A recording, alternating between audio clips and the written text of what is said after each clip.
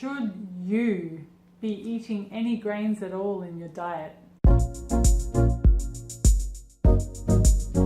In my previous video, which I'll link down below, I analysed the reported benefits of grain consumption. In this video, we're going to look at the potential downsides. A very controversial topic, especially considering that Nutrition Australia still recommends 6 serves per day of grain products.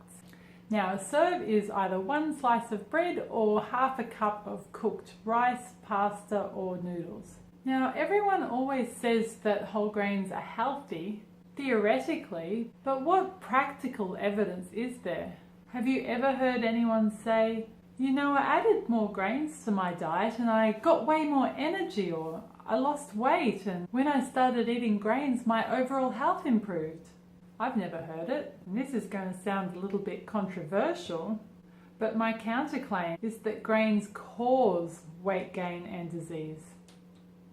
Now, I've also got a previous video about gluten, and at the end I mentioned how if you decide to go gluten-free, you shouldn't just go and replace all your gluten products with their gluten-free counterparts. Now, one of the reasons why is that processed gluten-free alternatives are often filled with the same sort of junks that you find in processed gluten-containing products, such as sugars, sweeteners, stabilizers, fillers, maltodextrins, all that jazz. And they're also very heavily processed, so most of the nutrients that may have been lost in the processing. The health benefits of going gluten-free are further amplified by going grain-free as well. This is because gluten-free grains contain similar proteins and compounds to gluten-containing grains.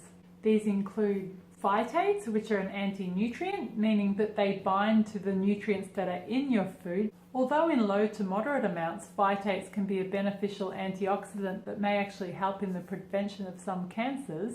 In high amounts, they bind to nutrients such as iron, calcium, potassium, magnesium and zinc so that they can't be absorbed by your body. They also suppress digestive enzymes, contributing to leaky gut and bacterial overgrowth. Most vegetables do contain low amounts of phytates, but grains and legumes contain moderate to high amounts of phytates, and that's when they could be problematic. In traditional preparation, grains and legumes would be soaked or sprouted prior to cooking, which reduces their phytate content, but also their nutrient content. You may have heard about controversial paleo Pete Evans, celebrity chef, activating his nuts. Well, phytates are the reason why. Now you know.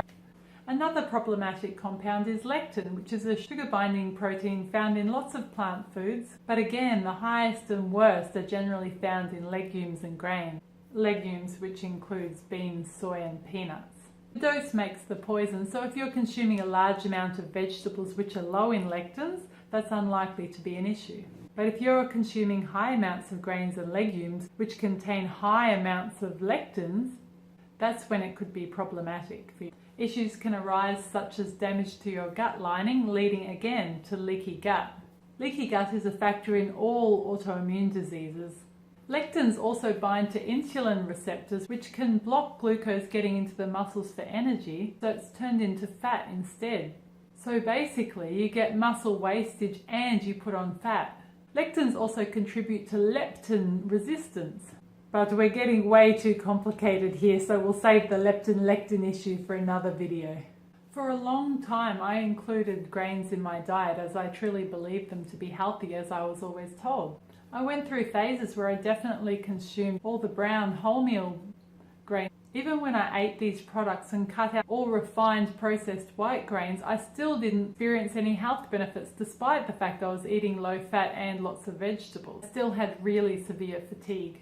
But 5 years ago, when I went gluten-free and grain-free, within a month my energy skyrocketed. I also lost those pesky 2 or 3 kilos I've been trying to lose for about the last 12 years. Now, not all grains are made the same. In the paleo community, there's debate about whether rice could or should be included. Some people say brown rice because it obviously still has some of the fibre and nutrients, but also the rice bran, which may contribute to digestive issues. Some paleo people, myself included, eat white rice products on occasion. Sure, they're just a whole heap of carbs with no nutrient value, but they're also the least likely to cause digestive discomfort. You may not agree with me on this whole grains topic, and that's fair enough. There are a lot of so-called experts out there and people who technically qualify as experts, really going hard in against this whole gluten-free, grain-free movement. There have been pages and pages of pro-grain propaganda, I'm going to call it. But you know what? All those people, they don't know you and me. Cutting out grains completely changed my life for the better.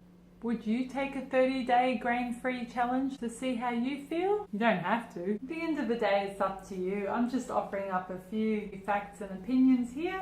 What you do with them is up to you. The one thing I know for sure, with every type of food, with every exercise, with every meditation, with every whatever life it is you're thinking about undertaking, nobody knows whether it will actually work for them until they give it a try.